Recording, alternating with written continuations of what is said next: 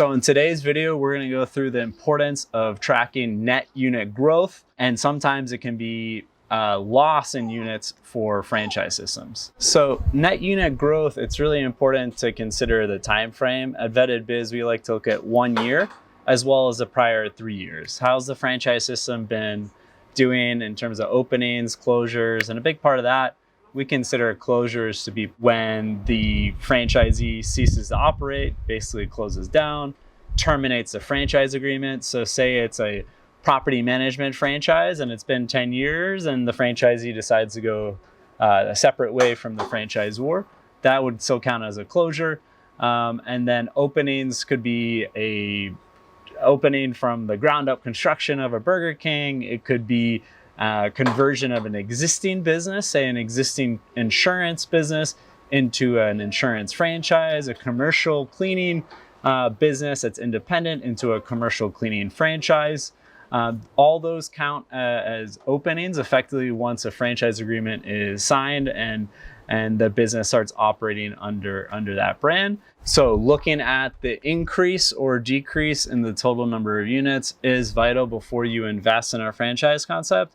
Or if you are already a franchisee and you're thinking about opening up a new territory, opening up a new location, it's really important to understand how the collective franchise system's doing before you invest your hard-earned money into a subsequent location. Now, how can you find this information? Luckily, franchisors are regulated by the Federal Trade Commission, the FTC, and are required to disclose the number of units that are opened or closed in item 20 of the franchise disclosure document. At Vetted Biz, we've looked through thousands of franchise disclosure documents, and in a given year, we have about 1,000 to 1,500 FDDs that we're mining this information to see how the franchise system is expanding or contracting. A big thing to look at is over a 1 year period, how many units are opening or closing, as well as over a 3 year period. So looking over a 3 year period, we're in 2022. Look how many stores there were at the start of at 2018. And we can see end of year 2018, end of year 2019, end of year 2020.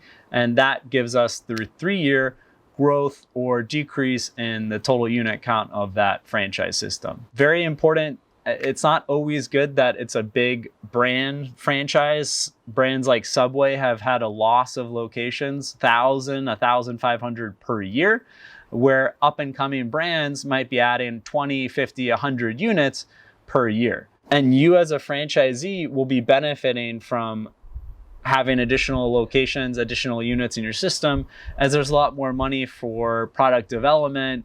The marketing fund can be much more efficiently shared. So looking at an example like HomeVestors, where they're facilitating the wholesale of homes throughout the United States, and they have, I believe, $100 million plus marketing spend, so they can bring in the best experts and divide that spend between their franchisees to really maximize, whether that's through Google ads, Facebook ads, even organic content generation.